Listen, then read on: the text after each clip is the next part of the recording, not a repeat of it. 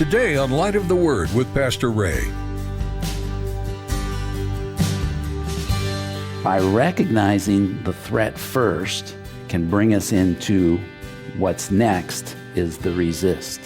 Pastor Chuck said it so well, it has stuck with me for 35 years. Recognize, resist, rejoice. Recognize that this is a threat. If we do not recognize things as a threat, we won't take a guard against them. But when we recognize this is a threat, the devil's on the move, I need to respect this, then I move into a place of guarding.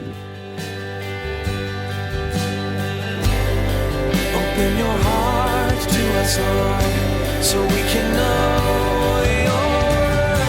We come before you, Jesus. Speak to our hearts as we discover your love for us.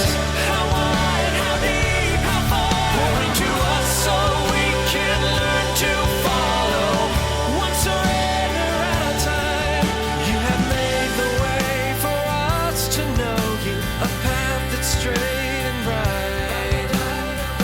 By the light of the word. In today's message, Pastor Ray shares a powerful 3-step strategy for spiritual victory. Recognize, resist, and rejoice. You must first develop the discernment to see when the enemy is on the move, treating every temptation with the seriousness it deserves. Once you recognize the threat, you can take a stand and guard your spirit against the things that seek to pull you away from the truth. Choosing to ignore a spiritual warning is like leaving the front door of your home wide open to a thief. Well, let's join Pastor Ray in the book of Genesis, chapter 39, for today's edition of Light of the Word. The difference between a temptation and a trial is a temptation, Satan comes and throws it at us because God will never tempt us with evil. So when evil is presented against God's word, we know this is from the devil. But what we know from Job and we see through the scriptures is, but God allowed it through his gate. But there's a place, and I'm building on a purpose here, is that when I recognize where this is coming from, then I know how to fight it. So a temptation is evil, therefore it's from the devil, because God would never tempt us with evil to conform us. Now, what a trial?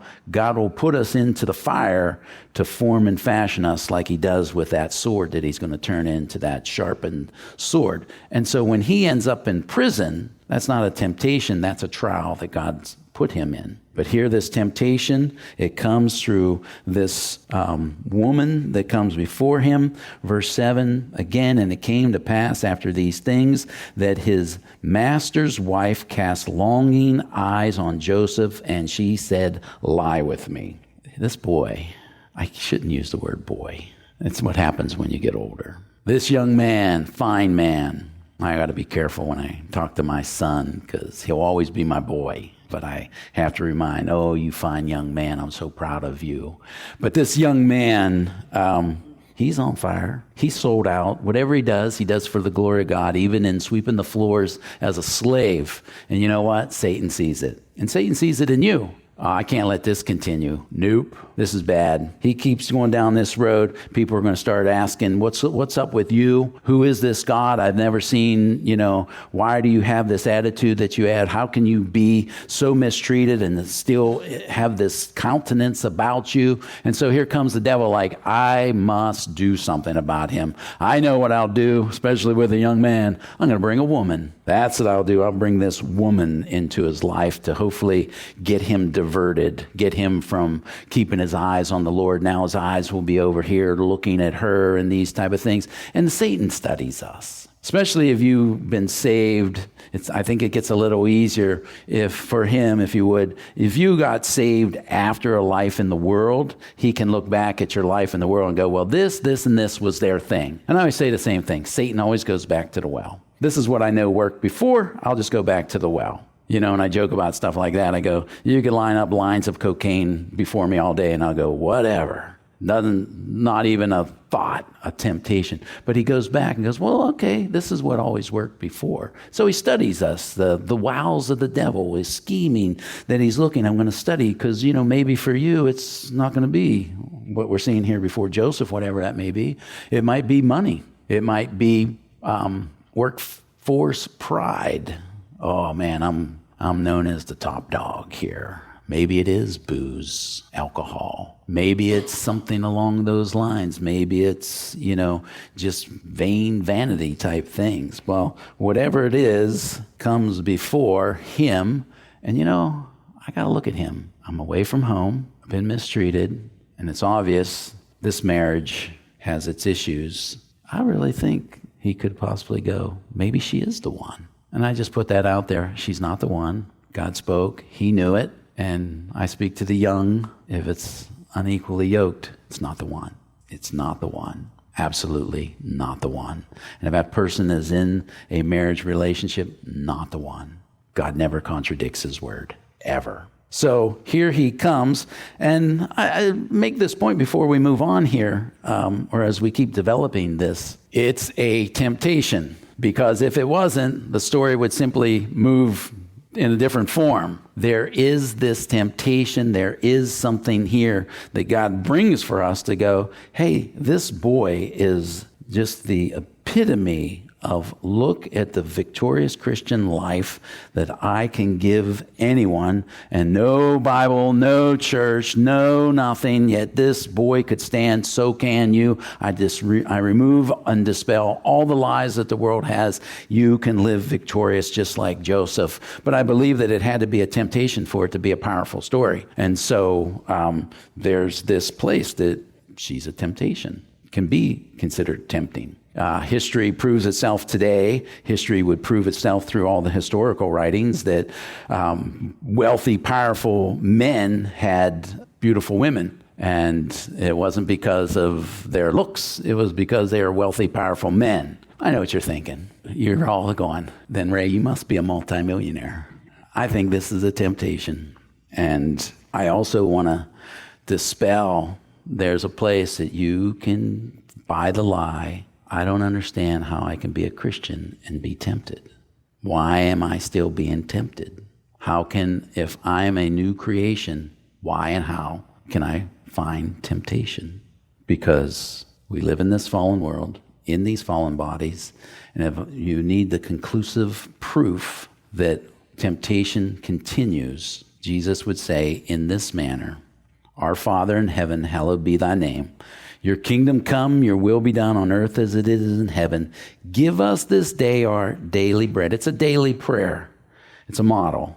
And forgive us of our debt as we forgive our debtors daily. And do not lead us into temptation, but deliver us from the evil one. For yours is the kingdom, the power, and the glory forever.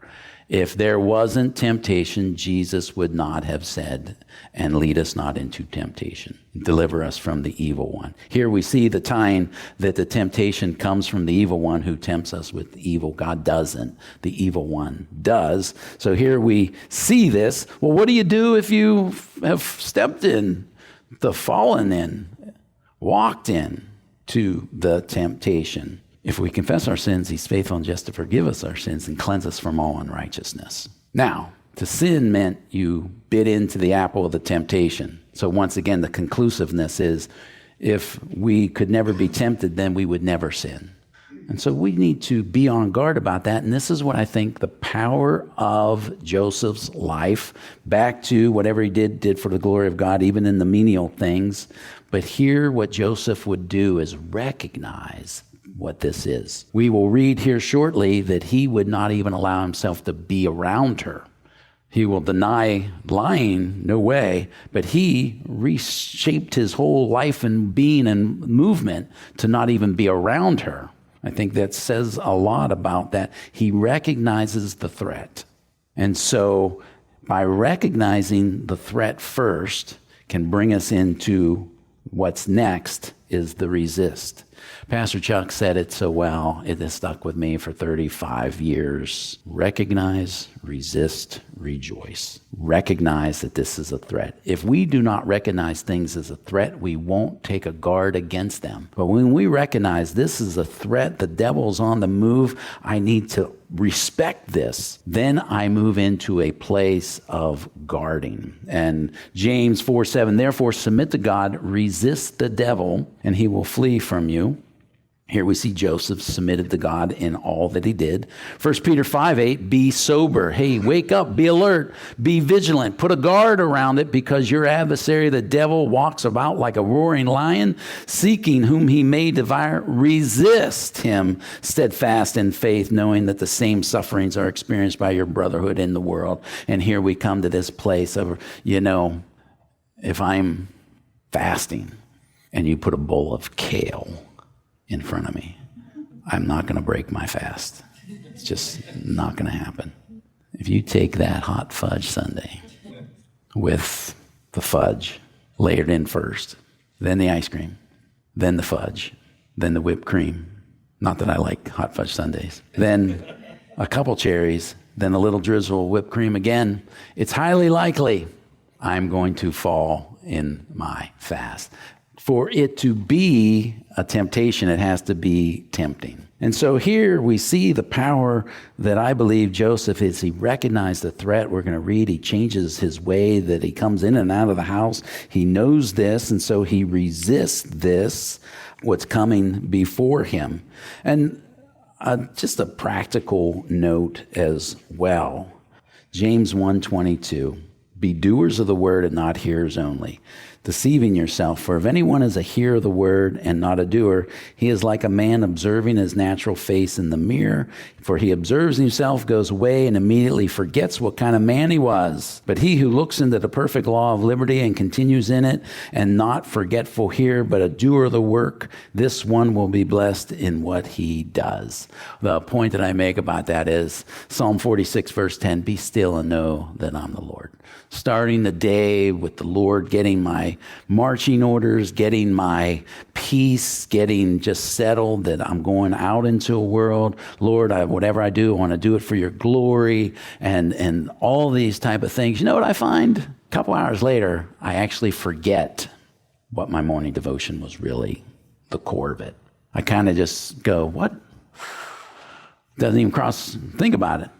So this is just a practical thing I do. Daniel chapter 6, verse 10. Now when Daniel knew that the writing was signed, the setup, he went home, and in his upper room with his window open towards Jerusalem, he knelt down on his knees 3 times that day and prayed and gave thanks before his God, and was his custom sincerely. 3 times a day he would get before the Lord. And so what I started doing is I take my devotional journal with me, and then I open it 3 times a day. I open it later around noonish when I take a little break, and I remind myself what God had spoken. I always have a verse that I want to meditate on, and so I take and I go, this was the verse that I was meditating. But as we say, as we look at the Lord's model prayer, part of it has confession in it. And it's great to go back in your morning time of prayer, confessing usually what was the day before of this didn't go so well, wasn't so strong, or this was the battle. Confess means to agree. This is what I struggled with. And I think there's a place that you come back to and remind yourself, this is a war that I'm under.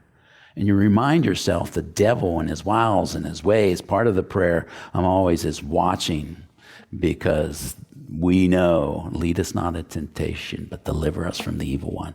I need to be alert. I need to be watching. So I pull that paper out, and it reminds me. Then at the end of the evening, before I go to bed, I look at it again and go, well, how was this day? Were these things? And, recognize, resist, and the glory, rejoice. Lord, you brought me victory. Lord, you were with me. In your presence is fullness of joy because I was with you and living with what you called me to. What a beautiful word that we see here. And I see this in the life of this young man who just, whatever he did for the glory of God. No church, no Bible, no support group. Verse 8 and 9, but he refused and said to his master's wife, look at my master, does not know what is with me in the house and has committed all that he has into my hand. There is no one greater in this house than I, nor has he kept back anything from me but you, because you are his wife. How then can I do this great wickedness and sin against God? Just a side note, married couples, obviously, all the wealth that they had wasn't enough for the great marriage. To have a great marriage, there's something about this marriage that's off, whether it's him or her, a combination. We can look at her and go, she was way off, whatever this may be. And then she's looking for affirmation. I just kind of go for, and women don't think a man doesn't need it as well, that a compliment goes a long way. It doesn't have to be a compliment on your hair or this and that. Those are well, but just could be, thank you for all that you do. Thank you for taking care. Boy, that must have been hard putting up with those kids all day, and et cetera. But at least a compliment can just go so far. And then just make some time. How was your day? Here, it can be, we can look and go, something was off here. We know she's got issues, but who knows what? Maybe work is my life. I don't know. But here we see him, Joseph, no way, can't do it. And there's no one greater. He's kept nothing back from me, meaning he doesn't even know what food is put before him, meaning he wouldn't even know. I think that's the key. He wouldn't even know. But Joseph knows. And then Joseph puts this in there in that, how could I do this against him, this guy? He's been good to me. How could I hurt him like this? And then, how could I do this to my Lord, who's been good? God's been so good to me. He sold me into slavery. He put me in a place that I didn't want to be, made me a slave. You see the sarcasm. And yet he is still all that he is. I couldn't do this against the Lord. I couldn't do this great wickedness. Oh, I wish to God that the church, I wish to God that pastors, I wish to God that the news would start calling wickedness again. And not just call it, news, but call it great wickedness. This would be great wickedness if I did this. But do you know what? As you're looking at this, how could I do this against him? This would destroy him. It will destroy you.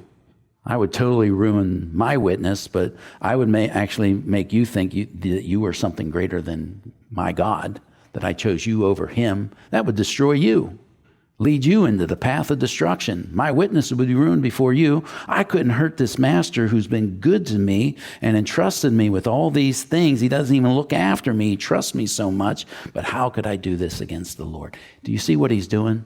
He is playing this out all the way through of what the destruction would be. And you know what?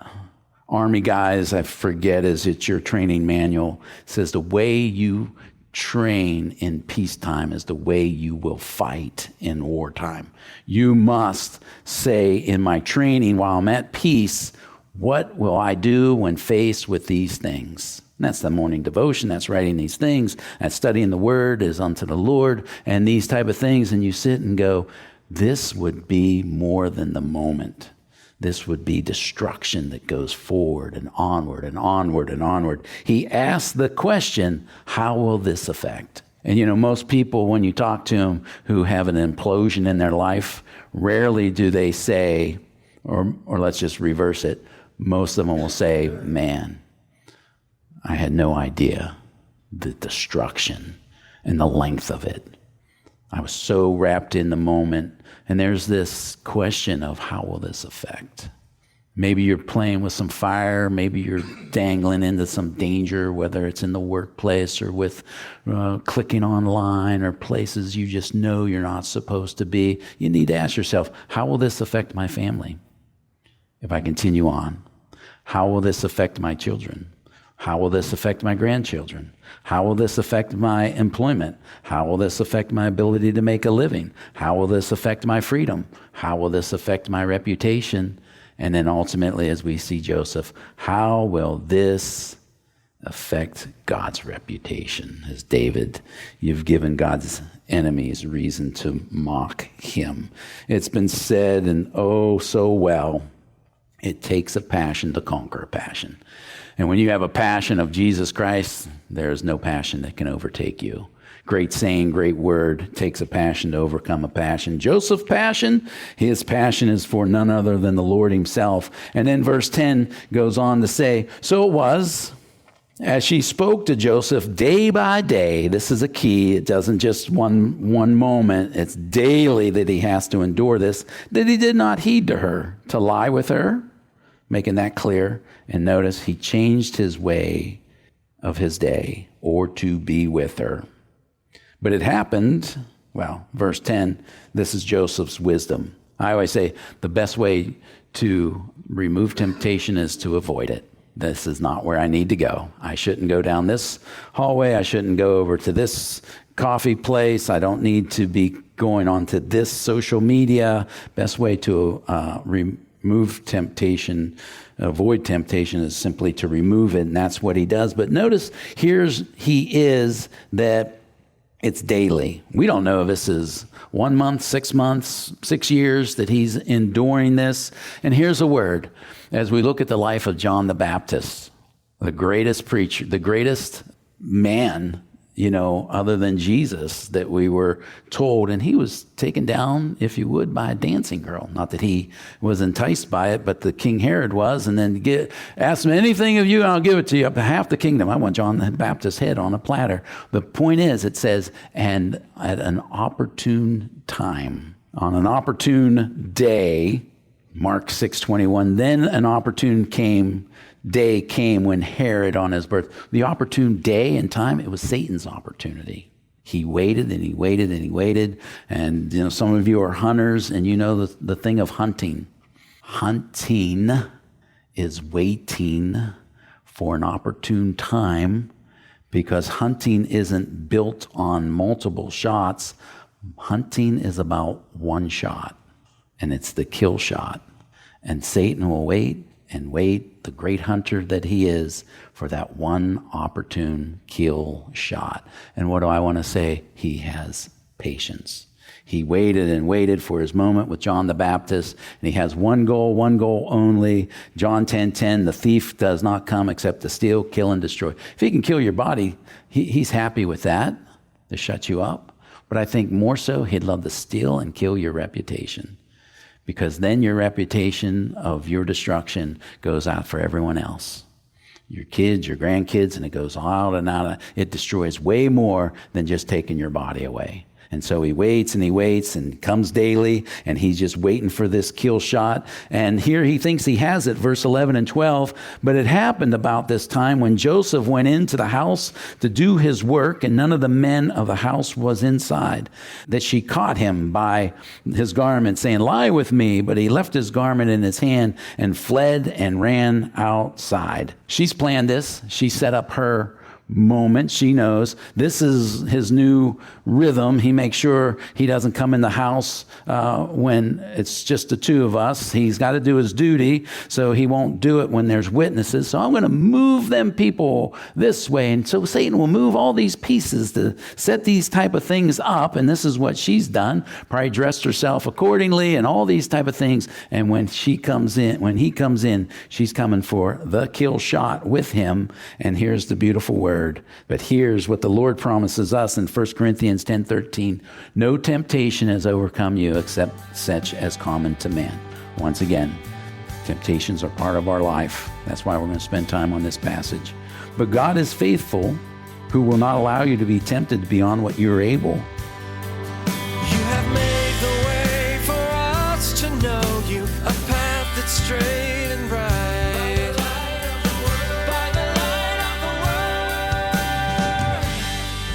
This is Light of the Word, and we're in the book of Genesis.